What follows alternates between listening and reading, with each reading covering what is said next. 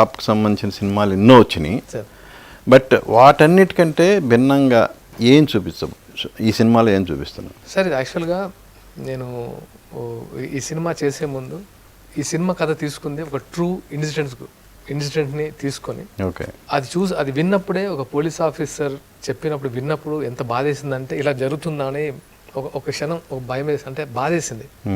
ఇలా జరుగుతుందా, it's possible అంటే మనకు తెలియని ప్రపంచం చాలా ఉంది సార్.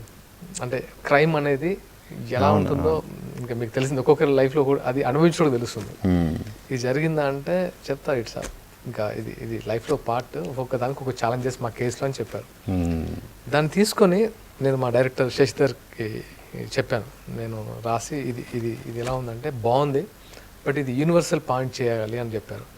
దాన్ని తను ఒక యూనివర్సల్ పాయింట్గా చేశారు. అంటే ఇది 100 అనేది వెపన్ అనేది తను పెట్టింది, మనం దీన్ని రీచ్ అయ్యేలా చెప్దామని ద 100 ఈ వెపన్ని యూజ్ చేయాలి, మీకున్న గుర్తు చేద్దాం చెప్పడం కాదు ఇన్సిడెంట్ని, దానికి సొల్యూషన్ కూడా మనం చెప్పాలని తను చేసింది 100.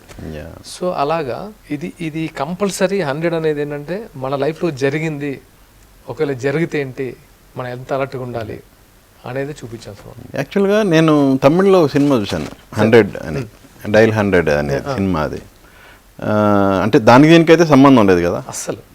అది డైల్ 100, ఇది ద 100.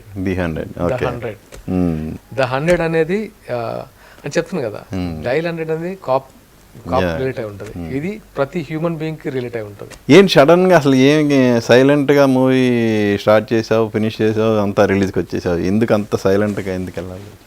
అంటే సార్ నాకు ఈ సినిమాకి స్క్రిప్ట్కి అంటే కొంచెం టైం తీసుకుంది. దాంతోపాటు దీన్ని అంటే మాకు కరెక్ట్గా కాన్ఫిడెన్స్ వచ్చేంత వరకు దీన్ని రివీల్ చేద్దాం అనుకున్నాను. ఎందుకంటే మనకు కాన్ఫిడెన్స్ రావాలి. నాకు ఇప్పుడు ఈ సినిమా చేసిన తర్వాత సినిమా హిట్ అవుతున్న కాన్ఫిడెన్సే కాదు, ఒక మంచి సినిమా చేశానన్న సంతోషం ఉంది. వెంకయ్యనాయుడు గారు చెప్పిన తర్వాత ఇలాంటి సొసైటీకి ఇలాంటి మూవీస్ కావాలి, ఇలాంటి మంచి మూవీ చేసామన్న తర్వాత గర్వం కూడా, అంటే అంత ఒక ప్రౌడ్ మూమెంట్ వచ్చింది. ఓకే, సో అప్పటి వరకు దాని మీద వర్క్ చేస్తూనే ఉన్నాం. ఎప్పుడు రిలీజ్ ఎప్పుడు? సో మే అనుకుంటున్నాం సార్, ఈ ఎలక్షన్స్ ముందా తర్వాత కొంచెం చూసుకొని ప్లాన్ చేద్దామని. అవును, ఎలక్షన్స్లో నీ వంతు కూడా ఉంది కదా, ఎప్పుడు మరి ప్రచారం జనసేనకి నువ్వు స్టార్ కంపెయినర్, మరి ఎప్పుడు ఆల్రెడీ ప్రచారం స్టార్ట్ చేసినట్టున్నావు కదా? పిఠాపురం వెళ్ళొచ్చాను, నిన్నే వచ్చాను. బాగా జరుగుతుంది సార్. అంటే కళ్యాణ్ గారు డెఫినెట్గా మంచి మెజారిటీతో గెలుస్తారు.